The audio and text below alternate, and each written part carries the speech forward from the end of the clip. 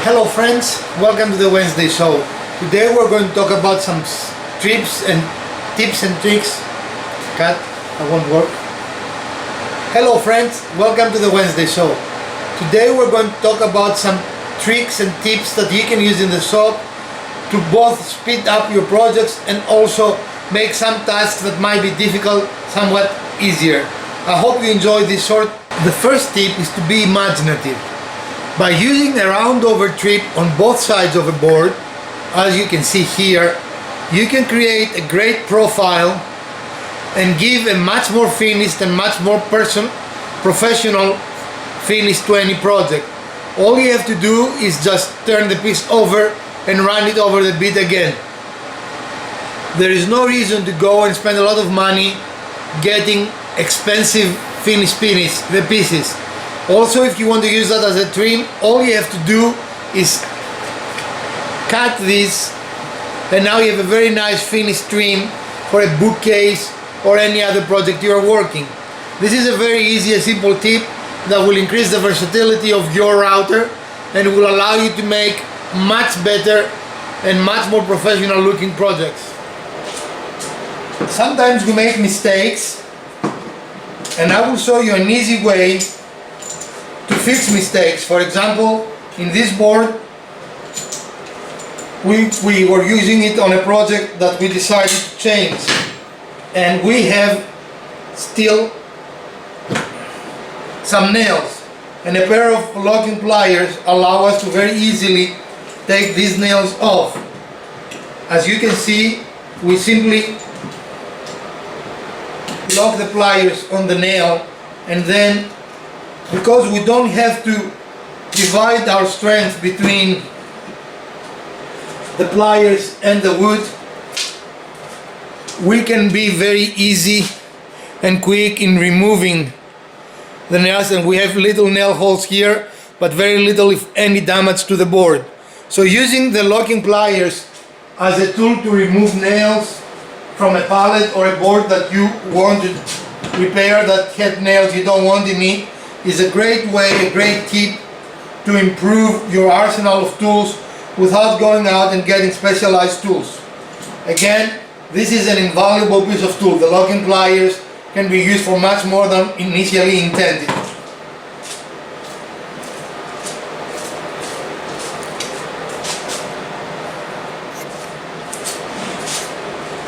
When you need to make a cut, it always helps if you're using a straight edge to mark your cut.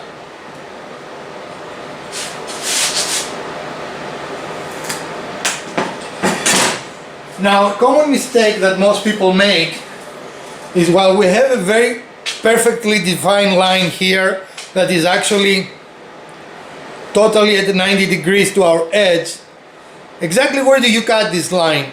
For most cases, this line is actually thinner than the kerf of our saw, and the kerf is how wide the blade of the saw is. So usually you want to cut just on the side of this line, and you want to cut on the waste side, not the good side.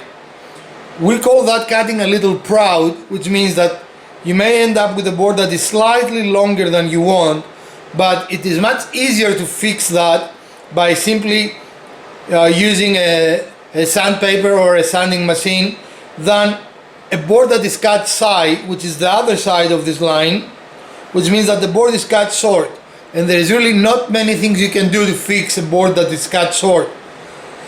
But cutting right in the middle, exactly where the line is, will probably produce a board that is its side, because again the kerf of your saw is more than likely wider than this simple line. So that's another little quick shop tip.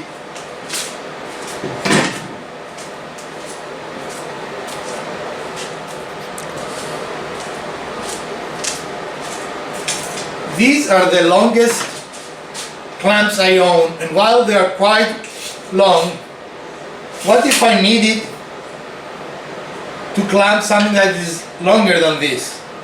Well, there is a nice little tool that is actually much cheaper than any clamp, and it is this tool right here. I know Erwin makes it. Erwins are my favorite clamp. Again, I'm not paid or endorsed by Erwin in this video. It is just a product I use. But I presume that other clamp manufacturers make something like this. And what you simply do is you can remove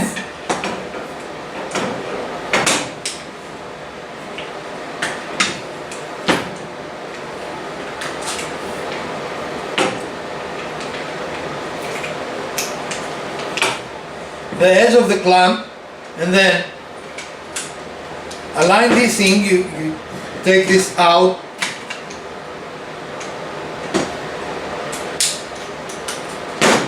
and you remove the end of this as well.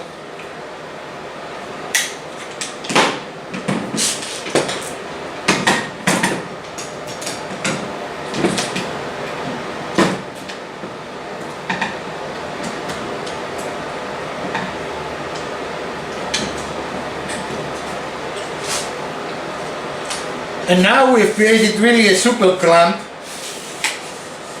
It has double the size of my clamp. I don't even know if you can see it all in frame. And as an extra bonus, we can apply the ratcheted pressure in both sides of the clamp. So this is a very easy way, since this size of clamp is something that, at least in my shop, I would very rarely use, and a clamp this size will be very expensive. This little connector costs about $5. That is a much better way to increase the size of your clamps without spending a lot of money. And I do hope that you found this tip very useful. I know that for me that has been an invaluable little tool, and it is extremely easy, as you can see, to reverse it and go back to your normal clamp configuration. And now we're back to the normal clamp. So again, this, and you can see how fast this is. This is an extremely fast process. It literally takes seconds. And you're back in business. This little tool worth its weight in gold, I think. I have been very impressed with it, and it's an extremely useful tool that is also a fairly inexpensive tool. As we move on with our channel, today it is Wednesday, and we're just a few days from the end of the month. Actually, it is the 29th, so we are going to conclude our giveaway, and on Sunday we are going to complete the episode 2 of building the electronics organization copy for our entertainment system. And at the same time, we are going to announce, I'm trying to decide if we're going to announce the winner at that point, or if we're going to announce the winner on Wednesday. Actually, I will give both this video and that video the opportunity for people to comment, like, and subscribe, and the announcement and the giveaway will happen on next Wednesday. So if you have not done yet, do subscribe, like, and comment, and that's all you need to do in order to be eligible to be part of the giveaway. And I hope you will win, and at the 500 level we're going to give a much more substantial gift, and the 1000 level even a better gift. So please stay with us and help us grow, and that will also improve your chances to get in the action and get a free gift for your workshop or your house. Most of the gifts will be will be tools, but I also have an electronic piece of electronics that I want to give away. The last thing I want to talk to you about is probably something really strange. It is wax paper. You can buy it in any store, and it is invaluable when you're gluing. For example, I like to put wax paper between my glue pieces and my bends, so my glue pieces will not glue on my bends. Also, if you have to do a lot of gluing, putting wax paper between pieces you do not want to glue will help you not have to worry about separating pieces that you never intended to be glued together. So something from your kitchen. Sometimes, however, it creates problems with Mrs. Garage Woodworker and me, because in our last project she also accused me I used her wax paper, even though I buy this specifically for the shop and it stays on the shop. But all that aside, wax paper is something that should be in your toolbox, and it's a very valuable thing to have when you're working with any project. I hope you enjoy Wednesday's show. As always, if you like what we do here and you would like to support us, give us a thumb up. If you don't, the other button works as well. Please join, share, of course subscribe, and tell your friends about our show.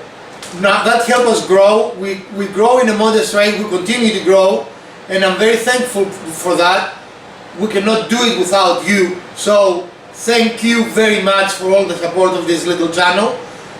And also by joining, you have the opportunity to win some gifts, as we give away little gifts every 100 new subscribers, and bigger gifts at the 500 and 1,000 subscriber. And we will continue that. We'll always give something every 100 new subscribers, and then at 1,000, 1,500, 2,000. And of course, the bigger we get, the more expensive, the more valuable the gifts we provide will be. I appreciate you being here with me this Wednesday. I hope you're having a fun time. Enjoy woodworking, get out and make something. Take care.